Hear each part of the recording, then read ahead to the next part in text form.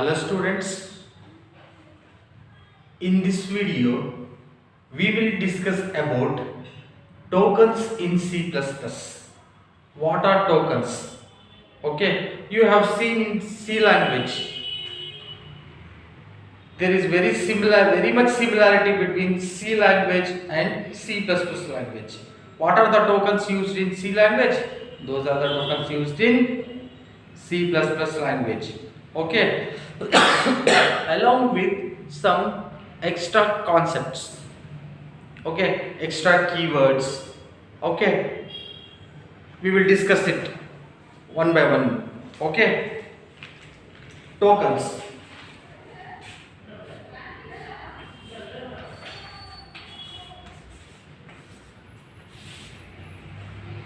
What are tokens? The smallest individual units in a program are known as token. Program is a big unit.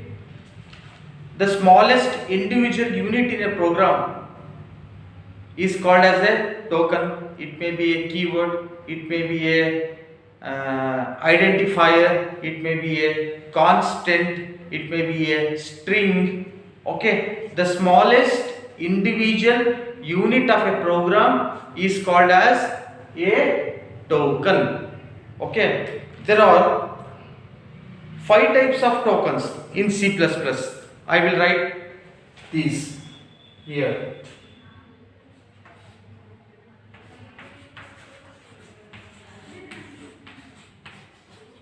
Keywords,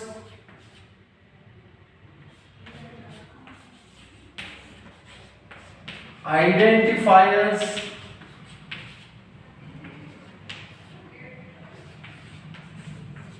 constants,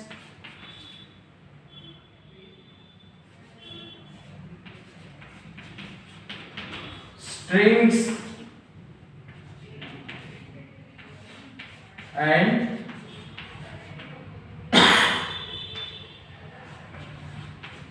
operators.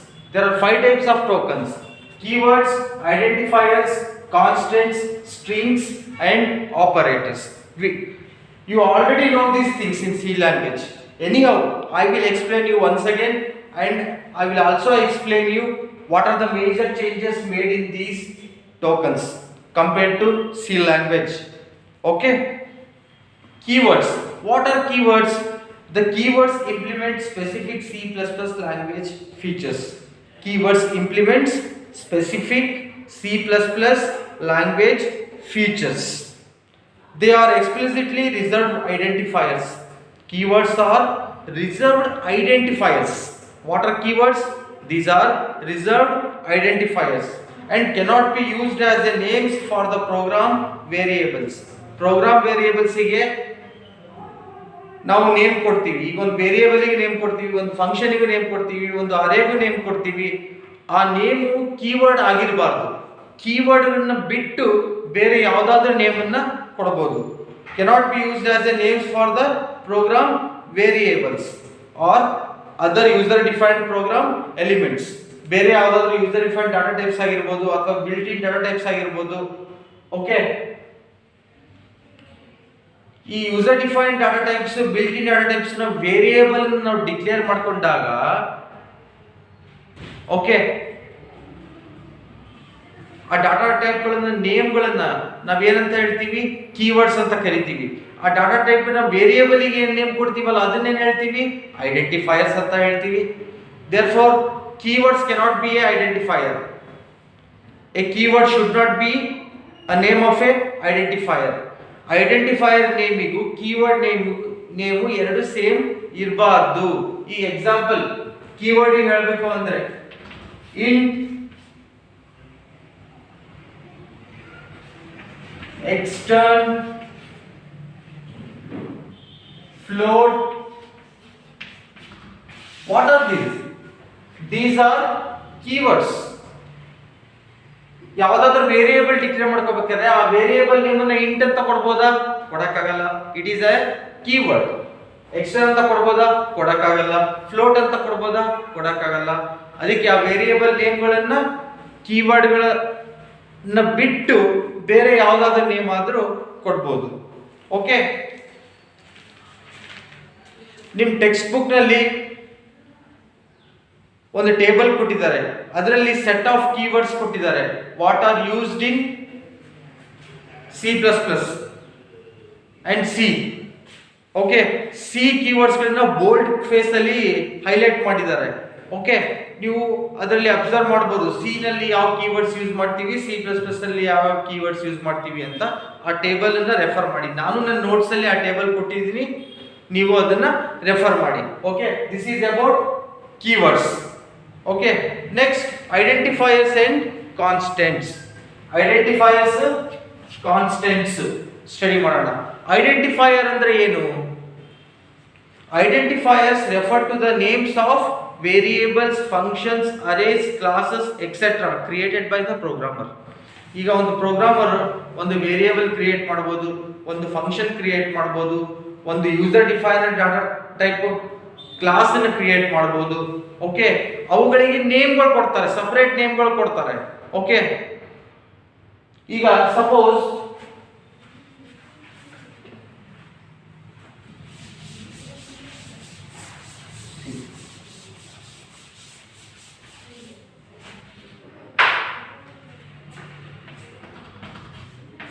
Int A. Int A ಅಂದ್ರೆ ಏನು? Int ಅಂದ್ರೆ basic data type, A ಅಂದ್ರೆ variable. ಒಂದು variable ನ declare ಮಾಡ್ಕೊಂಡಿದೀವಿ A ಅಂತ, of data type int. ಈ data type name ಕೊಟ್ಟಿದೀವಲ್ಲ, ಇದೇನಿದು? Keyword. ಈ ವೇರಿಯೇಬಲ್ ನೇಮ್ ಕೊಟ್ಟಿದ್ದೀರಲ್ಲ ಎ ಅಂತ ಹೇಳಿ, ಅದೇನದು? ಐಡೆಂಟಿಫೈಯರ್. ಒಂದು ಕೀವರ್ಡ್, ಇನ್ನೊಂದು ಐಡೆಂಟಿಫೈಯರ್. ಓಕೆ, ಈಗ ಐಡೆಂಟಿಫೈಯರ್ ಅನ್ನ ಯಾವ್ದಾದ್ರು ಕೀವರ್ಡ್ ಯೂಸ್ ಮಾಡಬಹುದಾ? ಈಗ ನಾನು ಇಂಟ್ ಫ್ಲೋಟ್ ಅಂತ ಒಂದು ವೇರಿಯೇಬಲ್ ಡಿಕ್ಲೇರ್ ಮಾಡ್ಕೊಳಕ್ ಹೋಗ್ತೀನಿ, ಅವಾಗ ಕಂಪೈಲರ್ ಏನ್ ಮಾಡುತ್ತೆ? ಎರರ್ ತೋರಿಸುತ್ತೆ. ಯಾಕಂದ್ರೆ ಫ್ಲೋಟ್ ಅನ್ನೋದೇನು? ಒಂದು ಕೀವರ್ಡ್. ಒಂದು ಕೀವರ್ಡ್ ಯಾವಾಗಲೂ ಒಂದು ಐಡೆಂಟಿಫೈಯರ್ ಆಗಿರೋದಿಲ್ಲ. ಓಕೆ, ಐಡೆಂಟಿಫೈಯರ್ ಅಂದ್ರೆ names given to arrays, functions, user defined data types, built in data types. Okay, that name should be other than a keyword used in the program. Okay, program ನಲ್ಲಿ use ಮಾಡುವ keyword ಬಿಟ್ಟು ಬೇರೆ ನೇಮ್ಗಳನ್ನ ಕೊಡಬೇಕಾಗುತ್ತೆ. So ನಾನು ಏನು ಮಾಡಿದೆ, ಇಲ್ಲಿ A ಅಂತ ಡಿಕ್ಲೇರ್ ಮಾಡ್ಕೊಂಡೆ, ಬೇಡ ಎಕ್ಸ್ ಅಂತ ಡಿಕ್ಲೇರ್ ಮಾಡ್ಕೊಳ್ಳೋಣ, ಬೇಡ ಪಿ ಅಂತ ಡಿಕ್ಲೇರ್ ಮಾಡ್ಕೊಳ್ಳೋಣ. ಓಕೆ, ಓಕೆ, ಯಾವ್ದಾದ್ರು ನೇಮ್ ಕೊಡ್ಬೋದು, ಆದರೆ ಅದು ಕೀವರ್ಡ್ ಆಗಿರಬಾರ್ದು ಅಷ್ಟೇ. Each language has its own rules for naming these identifiers. ಈ ನೇಮಿಂಗ್ ಐಡೆಂಟಿಫೈಯರ್ಸ್ ಏನಿರುತ್ತಲ್ಲ, ಪ್ರತಿಯೊಂದು ಲ್ಯಾಂಗ್ವೇಜ್ ಅಲ್ಲಿ ಅದರದೇ ಆದ ರೂಲ್ಸ್ ಇರುತ್ತೆ ಅದಕ್ಕೆ. The following rules are common to both C and C++. ಸಿಗೆ ಯಾವ ರೂಲ್ಸ್ ಬರುತ್ತೆ, C++ಗೂ ಕೂಡ ಅದೇ ರೂಲ್ಸ್ ಬರುತ್ತೆ. ನೀವು ಸಿ ನಲ್ಲಿ ನೋಡಿದೀರಾ, ಒಂದ್ಸಲ ಆ ರೂಲ್ನ ಏನ್ ಮಾಡೋಣ, ರಿಪೀಟ್ ಮಾಡೋಣ. Only alphabetic characters, digits and underscores are permitted. ಆ ನೇಮ್ಸ್ಗಳಲ್ಲಿ ಓನ್ಲಿ ಆಲ್ಫಾಬೆಟಿಕ್ ಕ್ಯಾರೆಕ್ಟರ್ಸ್ ಇರಬೇಕು, ಅಥವಾ ಡಿಜಿಟ್ಸ್ ಇರಬೇಕು, ಅಥವಾ ಅಂಡರ್ಸ್ಕೋರ್ ಇರಬೇಕು. The name cannot start with a digit. The name cannot start with a digit. It should not start with a digit.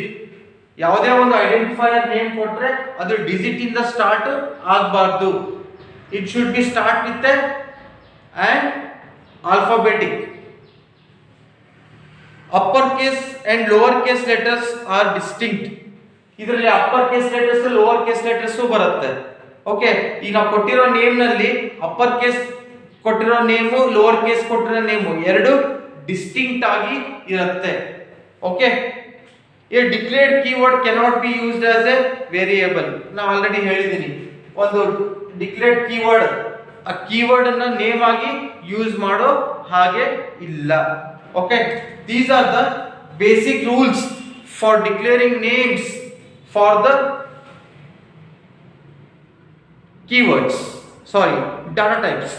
Okay, a major difference between C and C++ is the limit on the length of name. ಇಲ್ಲಿ ಎಲ್ಲ rules C ಇದ್ದಿದ್ದು C plus plus ಇದೆ, ಆದ್ರೆ ಒಂದು change ಇದೆ. ಏನಿದೆ? ಸಿಗೂ C plus ಪ್ಲಸ್ಸಿಗೂ ವೇರಿಯೇಬಲ್ಗಳ name ಬರೆಯೋದ್ರಲ್ಲಿ change ಇದೆ. ಏನಿದೆ ಅದು? While ANSI C recognizes only the first 32 characters in a name. ಒಂದು ನೇಮ್ ಕೊಟ್ರೆ ನಾವು ಆ ನೇಮ್ ಅಲ್ಲಿ ಓನ್ಲಿ ಫಸ್ಟ್ 32 ಕ್ಯಾರೆಕ್ಟರ್ಸ್ ಅಷ್ಟೇ ರಿಕಗ್ನೈಸ್ ಮಾಡುತ್ತೆ C language. But C plus plus has no limit for the name. C plus ಪ್ಲಸ್ಸಿಗೆ ನೇಮಿಗೆ limit ಇರೋದಿಲ್ಲ. ನಾವು ಎಷ್ಟು ಲೆಂತ್ ಆದರೂ ನೇಮು ಕೊಡಬಹುದು. This is the major difference. Okay okay.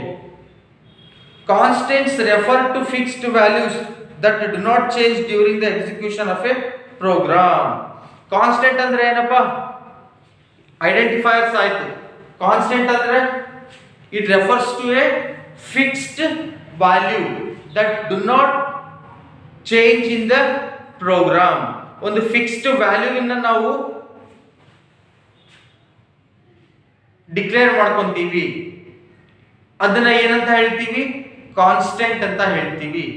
ಅದು throughout the program change ಆಗೋದಿಲ್ಲ, ಸೇಮ್ ಆಗಿ ಇರುತ್ತೆ. Okay. Like C and C plus plus support several kinds of literal constants.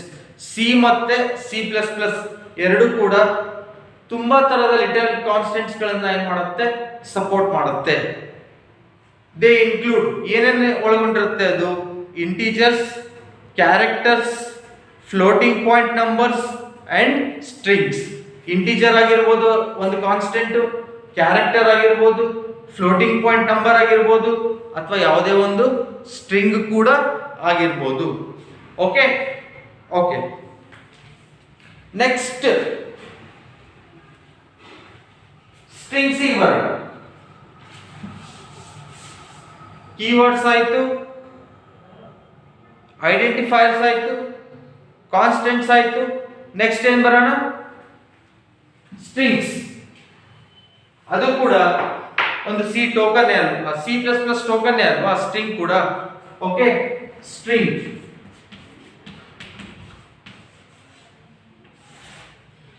String ಅಂದ್ರೆ ಏನು?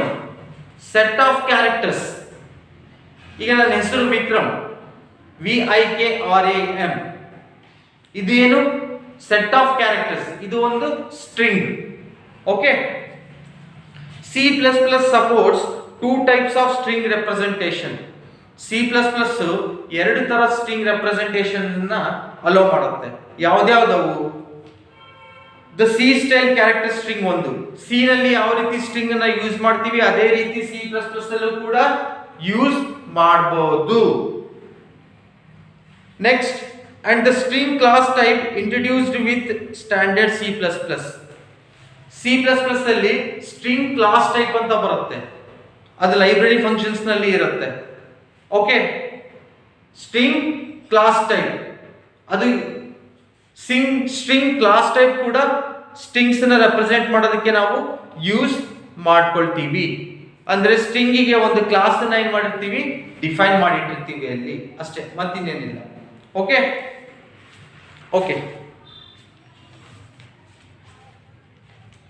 Next what? Symbolic constants.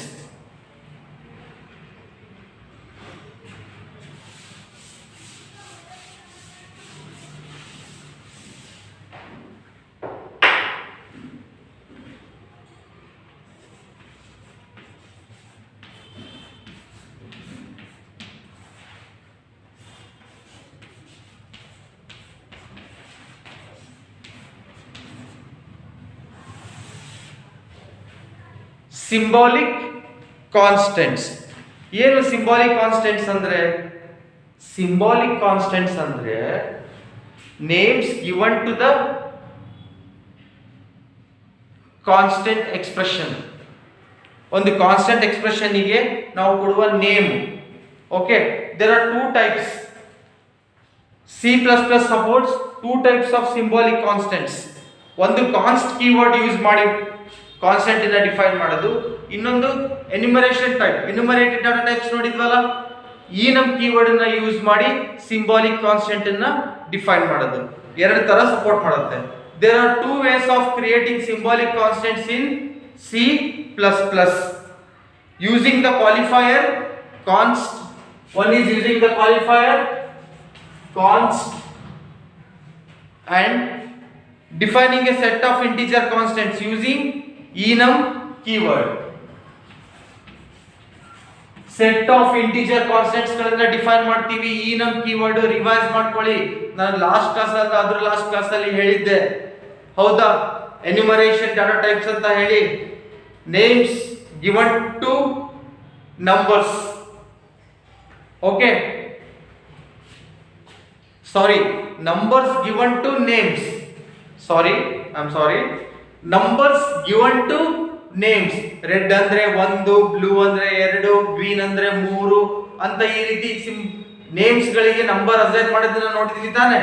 ಇದೆ ಅದೇ ತರ ಇಲ್ಲಿ enum ಕೀವರ್ಡ್ ಕೂಡ ಬಂದಿದೆ.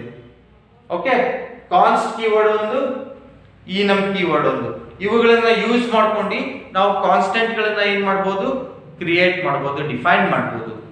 Okay, in both C and C plus plus any value declared as ಕಾನ್ಸ್ಟ್ cannot be modified by the programmer in any way. ಕಾನ್ಸ್ಟ್ keyword ಅನ್ನ use ಮಾಡಿ ನಾವು ಯಾವುದೇ ವ್ಯಾಲ್ಯೂವನ್ನ ಡಿಕ್ಲೇರ್ ಮಾಡ್ಕೊಂಡ್ರು ಕೂಡ ಅದು ಥ್ರೂಔಟ್ ದ ಪ್ರೋಗ್ರಾಮ್ ಮಾಡಿಫೈ ಮಾಡಕ್ಕೆ ಆಗೋದಿಲ್ಲ. Okay, in C++ we can use const in a constant expression. ನೋಡಿ, ಎಕ್ಸಾಂಪಲ್ ಕೊಡ್ತೀನಿ.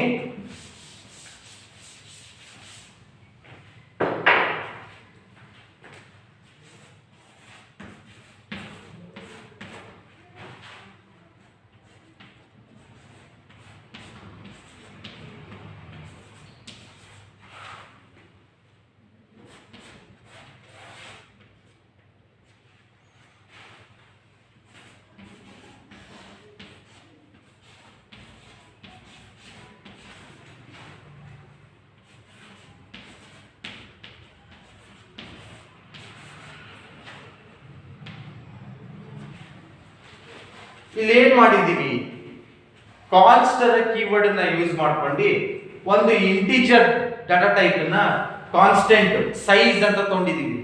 ಓಕೆ, ಅದಕ್ಕೆ ಯಾವ ವ್ಯಾಲ್ಯೂ ಅಸೈನ್ ಮಾಡಿದೀವಿ, ಸೈಜ್ ವ್ಯಾಲ್ಯೂ 10 ವ್ಯಾಲ್ಯೂ ಅಸೈನ್ ಮಾಡಿದೀವಿ ಸೈಜ್ಗೆ. ಓಕೆ, ಈಗ ಇಲ್ಲಿ ಒಂದು ಕ್ಯಾರೆಕ್ಟರ್ ಅರೇ ಡಿಕ್ಲೇರ್ ಮಾಡ್ಕೊಂಡಿದ್ದೀನಿ. ಕ್ಯಾರೆಕ್ಟರ್ ಅರೇ ನೇಮ್ ಏನದರದು, ನೇಮ್ ಆಗಿದೆ ಇಲ್ಲಿ.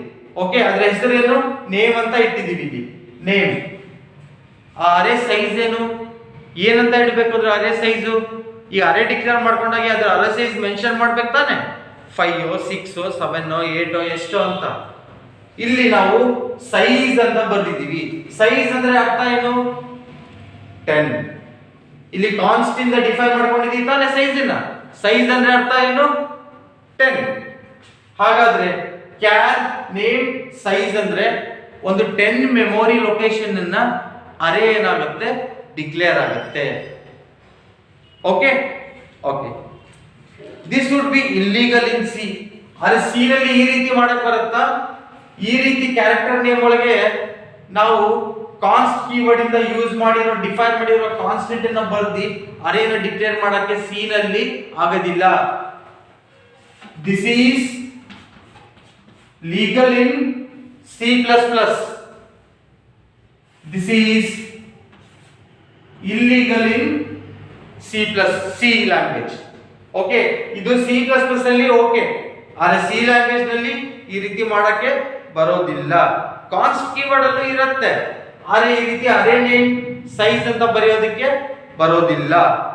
Okay, hope you understand the concept. This would be illegal in C. Const allows us to create typed constants instead of having to use hash define to create constants that have no type information.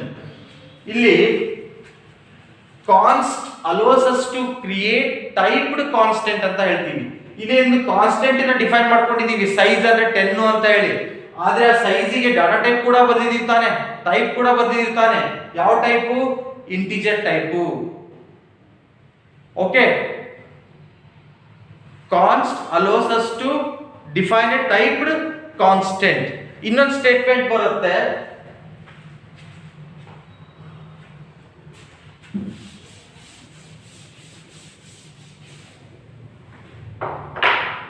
Hash define.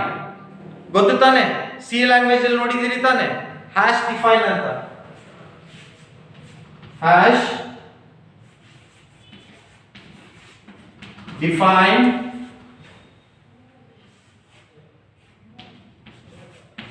Size 10. ಇಲ್ಲಿ semicolon ಬರೋದಿಲ್ಲ, semicolon ಹಾಕಬಾರ್ದು ಈ ಸ್ಟೇಟ್ಮೆಂಟಿಗೆ. ಇದೊಂದು preprocessor statement. ಇದನ್ನ main program start ಆಗುತ್ತಲ್ಲ ಅದಕ್ಕಿಂತ ಮೊದಲೇ ಇದನ್ನ ಡಿಫೈನ್ ಮಾಡ್ಕೊಂಡಿರ್ತೀವಿ, ಪ್ರೀ ಪ್ರೊಸೆಸರ್ ನಲ್ಲಿ ಆಡ್ ಮಾಡಿರ್ತೀವಿ. Okay, hash define size 10. ಇಲ್ಲೂ ಕೂಡ ಸೈಜ್ 10 ಅಂತ ಹೇಳಿ ನಾವು ಡಿಫೈನ್ ಮಾಡ್ತಾ ಇದೀವಿ using the statement what hash define. ಆದ್ರೆ ಈ ಸ್ಟೇಟ್ಮೆಂಟಿಗೂ ಏನ್ ವ್ಯತ್ಯಾಸ? ಇವೆರಡು ಸ್ಟೇಟ್ಮೆಂಟಿಗೂ? ಇಲ್ಲಿ ಸೈಜ್ ಅನ್ನೋದ್ರ ಡಾಟಾ ಟೈಪ್ ಮೆನ್ಷನ್ ಮಾಡಿದೀವಿ ಇಂಟ್ ಅಂತ ಹೇಳಿ, ಆದ್ರೆ ಹ್ಯಾಶ್ ಡಿಫೈನ್ ನಲ್ಲಿ ಡಾಟಾ ಟೈಪ್ ಮೆನ್ಷನ್ ಮಾಡೋದಿಲ್ಲ. ಜಸ್ಟ್ ಒಂದು ನೇಮ್, ಅದಕ್ಕೆ ಒಂದು ಕಾನ್ಸ್ಟೆಂಟ್ ಡಿಫೈನ್ ಮಾಡ್ತೀವಿ. ಓಕೆ,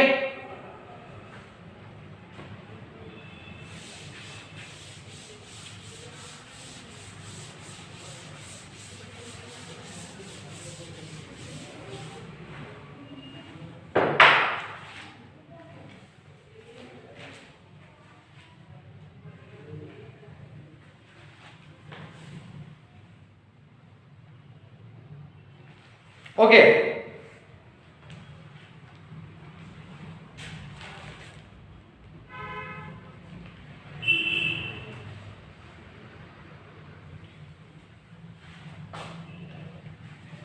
ಇನ್ನೊಂದು ಕಾನ್ಸೆಪ್ಟ್ ಏನಂದ್ರೆ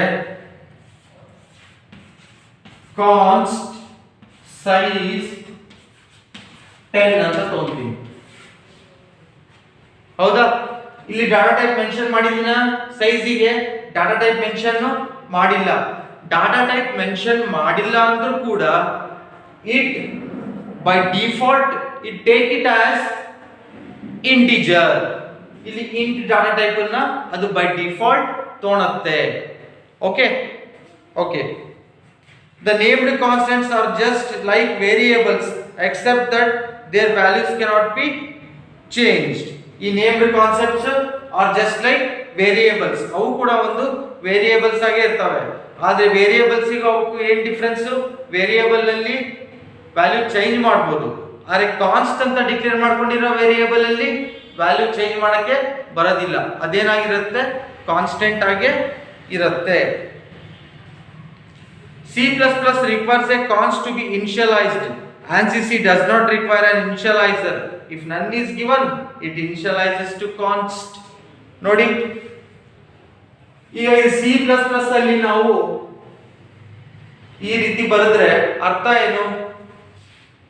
ಸೈಜ್ ಅನ್ನೋದು ಒಂದು ಕಾನ್ಸ್ಟೆಂಟ್, ಅದರಲ್ಲಿ ಏನ್ ವ್ಯಾಲ್ಯೂ ಇದೆ?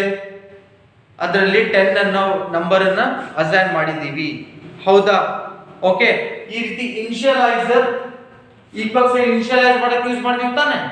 C++ ಅಲ್ಲಿ ಈ ರೀತಿ ಇನಿಷಿಯಲೈಸರ್ ಅವಶ್ಯಕತೆ ಇದೆ, ಆದರೆ ಸಿ ಲ್ಯಾಂಗ್ವೇಜ್ ನಲ್ಲಿ ಇನಿಷಿಯಲೈಸರ್ ಅವಶ್ಯಕತೆ ಇಲ್ಲ.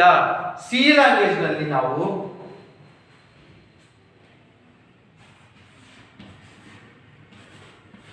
ಕಾನ್ಸ್ಟ್ ಸೈಜ್ ಅಂತ ಬರೆದ್ವಿ ಅಂದ್ರೆ ಸಿ ಲ್ಯಾಂಗ್ವೇಜ್ ಅಲ್ಲಿ ಕಾನ್ಸ್ಟ್ ಸೈಜ್ ಅಂತ ಬರೆದ್ವಿ ಅಂದ್ರೆ ಅದಕ್ಕೇನು ಇನಿಷಿಯಲೈಸ್ ಮಾಡಿಲ್ಲ ನಾವು. ಹೌದಾ? ಅದು ಮಾಡ್ಬೋದು ಬೇಕಂದ್ರೆ. ನಾವೇನು ಇನಿಷಿಯಲೈಸ್ ಮಾಡಲಿಲ್ಲ ಅಂದ್ರೆ ಅದು ಆಟೋಮೆಟಿಕಲಿ ಏನಂತ ತಗೊಳುತ್ತೆ? 0 ಅಂತ ತಗೊಳುತ್ತೆ. Size means what here? Here size means 0. Size ಅಂದ್ರೆ ಏನಿಲ್ಲಿ? 0. ಏನು ಇನಿಷಿಯಲೈಸ್ ಮಾಡಿಲ್ಲ ಅಂದ್ರೆ ಏನು? 0. ಇದು ಸಿ ಲ್ಯಾಂಗ್ವೇಜ್ ಅಲ್ಲಿ. ಅರ್ಥ ಆಯ್ತಾ? ಅದೇ C++ ಆದ್ರೆ it must need an initializer. ಅದನ್ನ ಇನಿಷಿಯಲೈಸ್ ಮಾಡಲೇಬೇಕಾಗತ್ತೆ C++ ಅಲ್ಲಿ. ಓಕೆ, ಇದು ಒಂದು ಡಿಫರೆನ್ಸ್ ಸಿಗೂ C++ಗೂ ಕಾನ್ಸ್ಟ್ಗೆ ಸಂಬಂಧಪಟ್ಟಂತೆ. Okay, next the scoping of const values differs. Okay, time ಆಗ್ತಾ ಇದೆ ನೋಡಿ.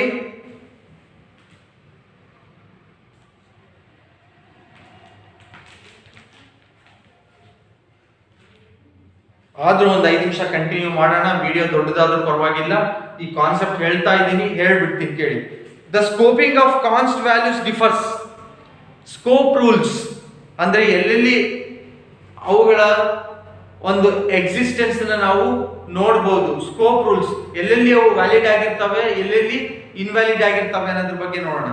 A ಕಾನ್ಸ್ಟ್ in C++ is local to file where it is declared.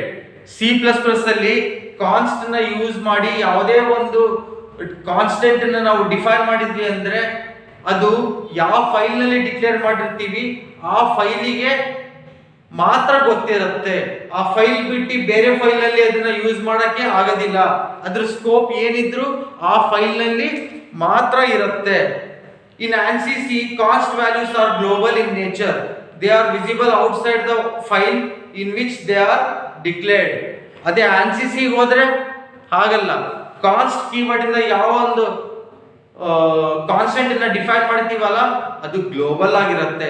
ಒಂದು ಫೈಲ್ ಅಲ್ಲಿ ಡಿಕ್ಲೇರ್ ಮಾಡ್ಕೊಂಡ್ರೆ ಅದನ್ನ ಇನ್ನೊಂದು ಫೈಲ್ ಅಲ್ಲೂ ಕೂಡ ಯೂಸ್ ಮಾಡಬಹುದು. ಎದರಲ್ಲಿ ಸಿ ನಲ್ಲಿ. ಆದ್ರೆ C++ ಅಲ್ಲಿ ಹಾಗಾಗಲ್ಲ. ಒಂದು ಫೈಲ್ ಅಲ್ಲಿ ಡಿಕ್ಲೇರ್ ಮಾಡ್ಕೊಂಡ್ರೆ ಆ ಫೈಲ್ ನಲ್ಲಿ ಮಾತ್ರ ಅದನ್ನ ಯೂಸ್ ಮಾಡಬೇಕಾಗತ್ತೆ. ಓಕೆ, ಹಾಗಾದ್ರೆ however they can made local by declaring them as static. Okay, ಈಗ ಏನರ್ಥ ಆಯ್ತು? ಕಾನ್ಸ್ಟ್ ಕೀವರ್ಡ್ ಅನ್ನ ಯೂಸ್ ಮಾಡಿ ನಾವು ಒಂದು ಕಾನ್ಸ್ಟೆಂಟ್ ಅನ್ನ ಡಿಫೈನ್ ಮಾಡ್ಕೊಂತೀವಿ. C++ ಆದ್ರೆ ಅದು ಆ ಫೈಲಿಗೆ ಲೋಕಲ್ ಆಗಿರುತ್ತೆ. ಸಿ ಲ್ಯಾಂಗ್ವೇಜ್ ಅಲ್ಲಿ ಆದ್ರೆ ಗ್ಲೋಬಲ್ ಆಗಿರುತ್ತೆ. ಹಾಗಾದ್ರೆ ಸಿ ಲ್ಯಾಂಗ್ವೇಜ್ ಅಲ್ಲಿ ಅದನ್ನ ಗ್ಲೋಬಲ್ ಇದ್ದಿದ್ದು ಲೋಕಲ್ ಮಾಡ್ಬೇಕಂದ್ರೆ ಸ್ಟ್ಯಾಟಿಕ್ ಕೀವರ್ಡ್ ಯೂಸ್ ಮಾಡ್ತೀವಿ. ಯಾವ ಕೀವರ್ಡ್ ಯೂಸ್ ಮಾಡ್ತೀವಿ? Behind that we use the keyword static. Static ಅಂತ ಕೀವರ್ಡ್ ಯೂಸ್ ಮಾಡಿದ್ರೆ ಏನಾಗುತ್ತೆ? ಆ ಕಾನ್ಸ್ಟೆಂಟ್ ಏನ್ ಡಿಫೈನ್ ಮಾಡಿರ್ತೀವಲ್ಲ ಅದು ಸಿ ಲ್ಯಾಂಗ್ವೇಜ್ ಅಲ್ಲಿ ಗ್ಲೋಬಲ್ ಆಗಿರುತ್ತಲ್ಲ ಅದೇನಾಗುತ್ತೆ? ಲೋಕಲ್ ಆಗತ್ತೆ. It will be known to that file only. ಯಾವ ಫೈಲ್ ನ ಡಿಕ್ಲೇರ್ ಮಾಡಿರ್ತೀವಿ ಅದೇ ಫೈಲ್ ನ ಡಿಕ್ಲೇರ್ ಆಗುತ್ತೆ. ಅದೇ ಫೈಲಿಗೆ ಅಷ್ಟೇ ಗೊತ್ತಿರುತ್ತೆ. ಓಕೆ, ಅದಕ್ಕೆ ಯಾವ ಕೀವರ್ಡ್ ಯೂಸ್ ಮಾಡ್ತೀವಿ? ಸ್ಟ್ಯಾಟಿಕ್ ಕೀವರ್ಡ್ ಅನ್ನ ಯೂಸ್ ಮಾಡ್ತೀವಿ. ಓಕೆ, ಹಾಗಾದ್ರೆ C++ ಅಲ್ಲಿ ಅದು ಆ ಫೈಲಿಗೆ ಅಷ್ಟೇ ಗೊತ್ತಿರುತ್ತೆ, ಬೇರೆ ಫೈಲಿಗೆ ಅದ್ರ ಎಕ್ಸಿಸ್ಟೆನ್ಸ್ ಗೊತ್ತಿರೋದಿಲ್ಲ. ಈಗ ನಮಗೆ ಎಲ್ಲಾ ಫೈಲಿಗೂ ಗೊತ್ತಾಗ್ಬೇಕಪ್ಪ ಅದು. ಆ ರೀತಿ ಮಾಡ್ಬೇಕಂದ್ರೆ ಏನ್ ಮಾಡ್ಬೇಕು? ಒಂದು ಕೀವರ್ಡ್ ಯೂಸ್ ಮಾಡ್ತೀವಿ C++ ಅಲ್ಲಿ. ಯಾವುದು? ಎಕ್ಸ್ಟರ್ನ್. ಯಾವುದು? ಎಕ್ಸ್ಟರ್ನ್ ಅನ್ನೋ ಕೀವರ್ಡ್. ಎಕ್ಸ್ಟರ್ನ್ ಅನ್ನೋ ಕೀವರ್ಡ್ ಅನ್ನ ಯೂಸ್ ಮಾಡ್ಕೊಂಡು ನಾವು ಏನಾದ್ರೂ ಕಾನ್ಸ್ಟೆಂಟ್, ಎಕ್ಸ್ಟರ್ನ್ ಮತ್ತೆ ಕಾನ್ಸ್ಟ್ ಅನ್ನೋ ಕೀವರ್ಡ್ ಅನ್ನ ಯೂಸ್ ಮಾಡ್ಕೊಂಡು ಯಾವ್ದಾದ್ರು ಕಾನ್ಸ್ಟೆಂಟ್ ಡಿಫೈನ್ ಮಾಡಿದ್ರೆ ಅದ್ರ ಎಕ್ಸಿಸ್ಟೆನ್ಸ್ ಗ್ಲೋಬಲ್ ಆಗಿರುತ್ತೆ. ಎಲ್ಲಿ? C++ ಅಲ್ಲಿ. ಇಲ್ಲ ಅಂದ್ರೆ ಲೋಕಲ್ ಆಗಿರುತ್ತೆ. ಆ ಲೋಕಲ್ ಆಗಿದ್ದು ಗ್ಲೋಬಲ್ ಮಾಡಬೇಕು ಅಂದ್ರೆ C++ ಅಲ್ಲಿ ಯಾವ ಕೀವರ್ಡ್ ಯೂಸ್ ಮಾಡ್ತೀವಿ? ಎಕ್ಸ್ಟರ್ನ್ ಅನ್ನೋ ಕೀವರ್ಡ್ ಅನ್ನ ಯೂಸ್ ಮಾಡ್ತೀವಿ. ಎಕ್ಸಾಂಪಲ್ ಬರೀತೀನಿ ನೋಡಿ.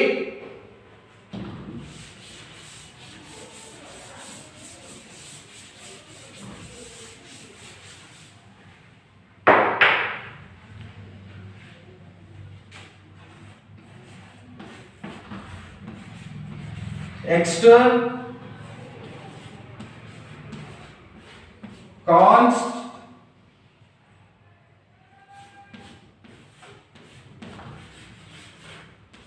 total 100. ಓಕೆ, ಇಲ್ಲಿ ಒಂದು ಕಾನ್ಸ್ಟೆಂಟ್ ಅನ್ನ ಡಿಫೈನ್ ಮಾಡ್ಕೊಂಡಿದೀವಿ. ಟೋಟಲ್ ಅನ್ನೋದು ಅದ್ರ ವ್ಯಾಲ್ಯೂ ಎಷ್ಟು? 100. ಅದು ಆ ಫೈಲಿಗೆ ಅಷ್ಟೇ ಗೊತ್ತಿರುತ್ತೋ ಬೇರೆ ಫೈಲಿಗೂ ಗೊತ್ತಿರುತ್ತೋ? ಬೇರೆ ಫೈಲಿಗೂ ಗೊತ್ತಿರುತ್ತೆ. ಗ್ಲೋಬಲ್ ಆಗಿರುತ್ತೆ ಅದ್ರದ್ದು ಸ್ಕೋಪ್. ಅದಕ್ಕೆ ಯಾಕೆ ನಾವಿಲ್ಲಿ ಒಂದು ಕೀವರ್ಡ್ ಯೂಸ್ ಮಾಡಿದೀವಿ? ಯಾವ ಕೀವರ್ಡ್? ಎಕ್ಸ್ಟರ್ನ್ ಅನ್ನೋ ಕೀವರ್ಡ್ ಅನ್ನ ಯೂಸ್ ಮಾಡಿದೀವಿ. ಓಕೆ, ಆಮೇಲೆ ಇನ್ನೊಂದು ಅಬ್ಸರ್ವ್ ಮಾಡಬಹುದು, ಯಾವುದೇ ಡಾಟಾ ಟೈಪ್ ಕೂಡ ಬರ್ದಿಲ್ಲ ಇಲ್ಲಿ. ಇಂಟೋ ಫ್ಲೋಟೋ ಏನೋ ಅಂತ ಏನು ಬರ್ದಿಲ್ಲ ಅಂದ್ರೆ ಆಟೋಮೆಟಿಕಲಿ ಏನಂತ ತಗೊಳುತ್ತೆ? ಅದು ಇಂಟಿಜರ್ ಅಂತ ತಗೊಳುತ್ತೆ. Okay okay this is about symbolic constants in C plus plus. Okay, ಇಲ್ಲಿವರೆಗೂ ಹೇಳಿದ್ದು ನಿಮಗೆ ಅರ್ಥ ಆಗಿದೆ ಅಂತ ನಾನು ತಿಳ್ಕೊಂಡಿದ್ದೀನಿ. ಓಕೆ, ಟೆಕ್ಸ್ಟ್ ಬುಕ್ ಓದ್ರಿ, ನನ್ನ ನೋಟ್ಸ್ ಓದ್ರಿ, ನಿಮಗೆಲ್ಲ ಕ್ಲಿಯರ್ ಆಗಿ ಅರ್ಥ ಆಗುತ್ತೆ. ಏನಾದ್ರು ಡೌಟ್ ಇದ್ರೆ ಕೇಳಿ. Okay, until then good bye.